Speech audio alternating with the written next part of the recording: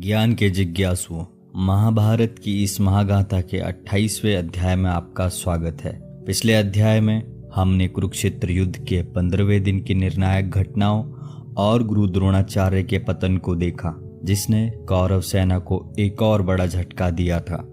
आज हम उस महासंग्राम के 16वें दिन में प्रवेश करेंगे, जहां युद्ध एक नई दिशा लेगा और कर्ण कौरव सेना का नया सेनापति बनकर अपने अदम्य पराक्रम का प्रदर्शन करेगा। द्रोणाचार्य के वध से कौरव सेना का मनोबल पूरी तरह से टूट चुका था। दुर्योधन अत्यंत क्रोधित और हताश था। ऐसे में कर्ण ने कौरव सेना का सेनापतित्व संभाला। कर्ण, जो भीष्म के रहते युद्ध में पूरी शक्ति से शामिल नहीं हुआ था, अब अपनी पूरी वीरता और कौशल का प्रदर्शन करने के लिए तैयार था। युद्ध के 16वें दिन कर्ण ने अपनी पूरी शक्ति से युद्ध किया। उसने पांडव सेना में भयंकर तबाही मचाई और कई महारथियों को पराजित किया।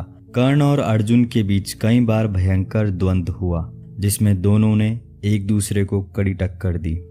कर्ण ने भीम और नकुल सहदेव जैसे पांडव योद्धाओं को भी कड़ी चुनौती दी। उसने अपनी युद्ध कला से सभी को प्रभावित किया और कौरव सेना का मनोबल एक बार फिर से बढ़ने लगा। दुर्योधन कर्ण के पराक्रम से अत्यंत प्रसन्न था।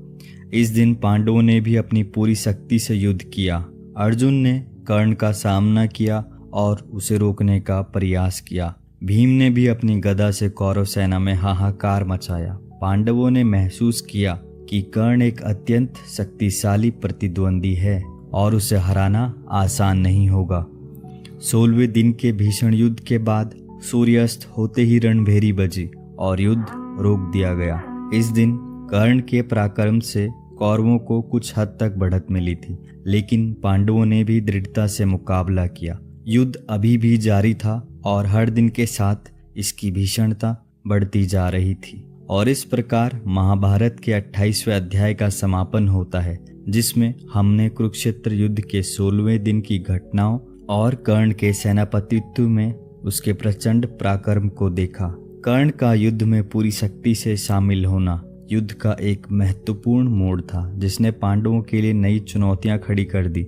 अगले अध्याय में हम इस महासंग्राम के 17वें दिन की घटनाओं की ओर बढ़ेंगे, जहां युद्ध एक नई दिशा लेगा।